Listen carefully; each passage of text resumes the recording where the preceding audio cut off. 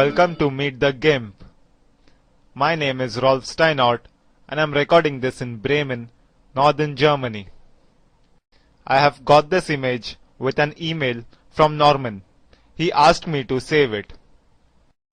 This is the image he has got after using raw converter. And this here was the original image.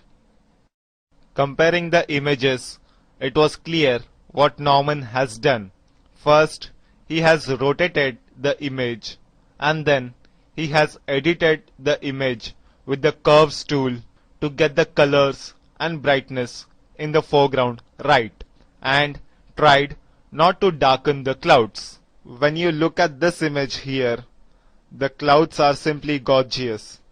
I love them and I have asked him for permission to show this image on the show, and I will try to redo his work now, and then I will try to get the clouds better in his image.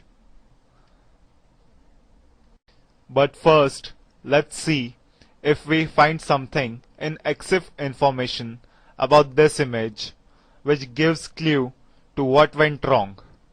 You can see that it's a Panasonic camera, and this camera has very tiny sensor. You can put this camera in your shirt pocket. And here we have the exposure data. 1000 of a second's exposure time and aperture is 5.6. The flash was on and the camera calculated the effect of the flash into the image, and the flash of such tiny camera does not work with such a scene. I think you would need something like a small nuclear bomb behind you for brightening up this part of the image. This image is saved in JPEG, and that gives another problem.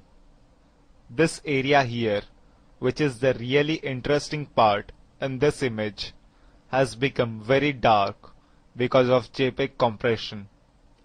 And when I zoom into the horizon, I can see a well-defined stuff, but a bit over-sharpened, and there is also a ship on the horizon. The clouds are very detailed, but when we go into the dark part, you see a tree here, but nothing is clearly visible.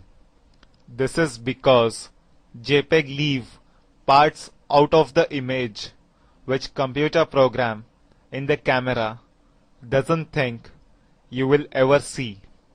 But I want to see this stuff here, and I am a bit stuck with the JPEG compression because the details which are lost here will never be visible again. And when you shoot this raw, you avoid such problems. And in next tutorial, I will show you the UF raw converter and how to use it with the GIMP. And I think that will be the right topic for the next tutorial.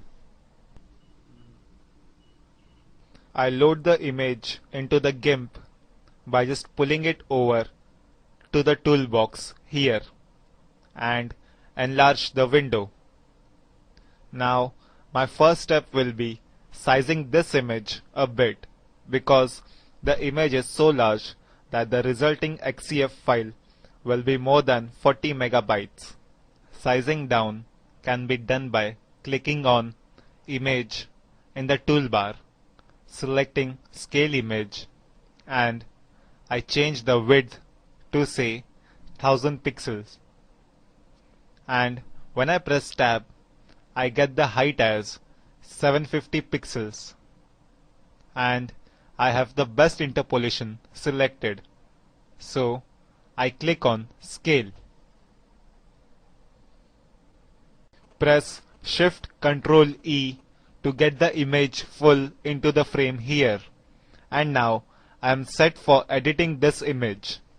The first step will be rotating. In previous tutorials, I have shown you two ways to rotate an image, and today it's time for third way. So I follow the same step of zooming into the image where I can see a horizontal line, and the horizontal line is on the horizon because horizon by definition is horizontal. Then I select the measurement tool from the toolbox, and I don't select the info window because it pops up in between the image frame. But I can get all the information here below in the status bar. Now, getting the angle of horizon is simple. Just put cursor on the horizon, press the mouse button